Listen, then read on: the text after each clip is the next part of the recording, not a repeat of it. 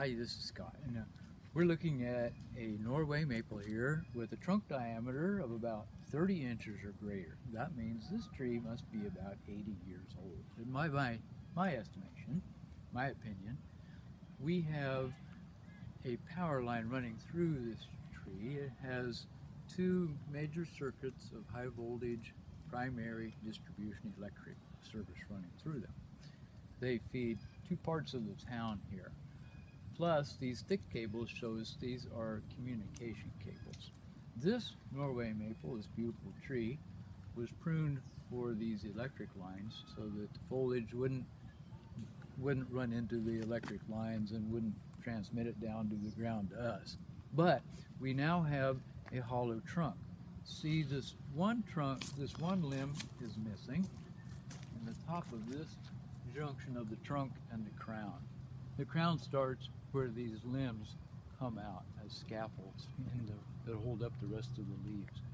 One limb is missing, and that started a decay column running down this tree. And we don't know how far it is, but I imagine that the wound is at least the size of a pie plate, maybe 9 inches in diameter.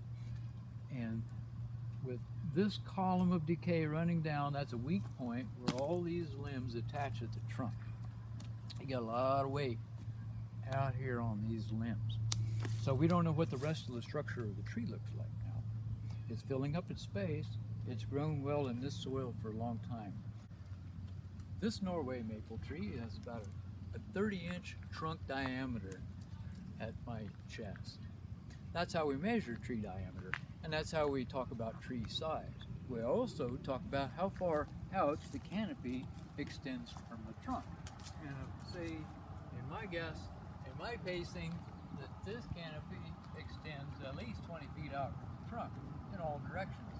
So if we have a 40-foot diameter canopy, that puts a lot of shade on the street and on the property, and a lot of great cooling effect in the middle of a hot summer day. It also captures a lot of rainwater.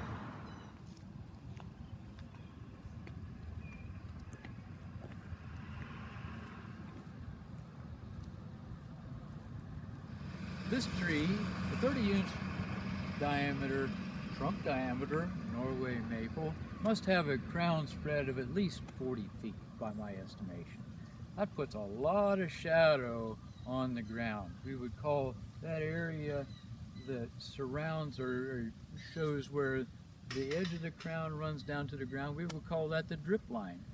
A huge circle 40 feet in diameter. I'm going to have to figure out how much area that is, but that's a lot of shade on a hot summer day.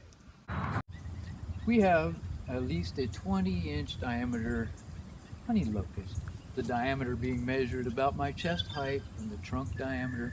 That's how we talk about tree size. When we talk about how big the rest of the tree is, look at how the crown spreads out, 15 feet or so on any side of the trunk. So we've got like a 30-foot diameter crown spread. The edge of the crown then would be called the drip line, where the rain runs off the edge of the crown. So this honey locust sits on the public property on the street easement between the street and the sidewalk, and it serves this space. We're considering the condition and the health of this tree as it stands. We begin to look at the health of the tree by the green foliage and at the branch tips where it shows us a declining health condition if it has one. This one has green leaves all the way to the ends of the branches. So presently, as well as I can tell in this 2 minutes, it looks like it's in good health. The foliage is in good health. The condition might be another story. We wonder about the structural integrity of the crown. Will it fall apart? Is it likely to blow over? Is there decay inside? We really can't take a quick assessment of that right now. It's going to take longer to see what the structure of this tree is, how strong it is, how likely it is to stand and serve in its condition. Talking about ordinances. Ordinances document the vision a town or a community has for its urban forest. With an ordinance, the committee or the group that puts together this writing has come to some kind of consensus about how these trees should be administered. The first thing of an ordinance is the vision of the town, what they want to achieve. And secondly is the regulation then that empowers this act. Third would be the group that manages it, and then how they want it managed. It would specify this about where trees can be, what kind of trees may or may not be placed, and how one would get permission to take actions that are allowed or not in this ordinance. Then there would be penalties if one would disobey these actions, and the appeals process and how this whole act is funded.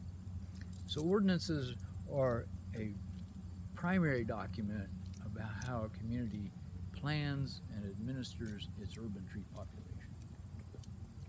Here we have another 20-inch diameter honey locust. This is similar to a tree just down the block we looked at a minute ago. This tree looks very similar to that one. And the trees serve a great purpose for us in cooling our streets. One can stand in the shade of a tree on a hot summer day, and we can really tell the difference in how much cooler it is in the shade of a tree. There's a couple reasons for that. The tree is giving off moisture and evaporating that moisture. Also, you have the shade that blocks the sun's warming rays. Trees soak up a lot of water in rainy times. A lot of water never hits the ground in the first place, and much water then that the tree captures is shot right up to the skies through transpiration. That is the effect of the tree sweating, sending water back up into the sky before the Forest Service and Davy Tree and UC Davis and other groups have done quite a bit of research about how much water a tree can soak up. Well, they can soak up more than they actually need to live. But that helps us in the urban areas and community areas in managing the water that would be running off of those impervious surfaces, those that stop the water from soaking in. Trees help water soak in. They release it later, much more slowly than it would be released running off a smooth surface, one that it cannot permeate into the ground. This helps in our communities where we have a lot of surfaces the water tends to run right off. This helps that water soak in and be captured or sent up to the sky without losing it into our streams directly. Also, it slows down the peak flow, that first rush of water off the land, what we call stormwater runoff, and it lets it percolate into the ground more slowly, helps eliminate, and we need that water back in the ground. Trees help do that. On September 17th, Scott Sjolander spoke to the Girard Borough meeting on the importance of tree ordinances. Diane Esser from the Pennsylvania Association of Environmental Educators spoke also on the importance of the Plant It Forward Community Tree Planting Initiative. This important topic is about planting healthy air for the future of our children. The Plant It Forward program is also about the importance of planting trees to make a change for climate change. Penn State Extension and Plant It Forward, working together for healthy communities for our family's future. Follow our education on green infrastructure at Penn State Extension, and also videos can be found on www.iamaplanetkid.org.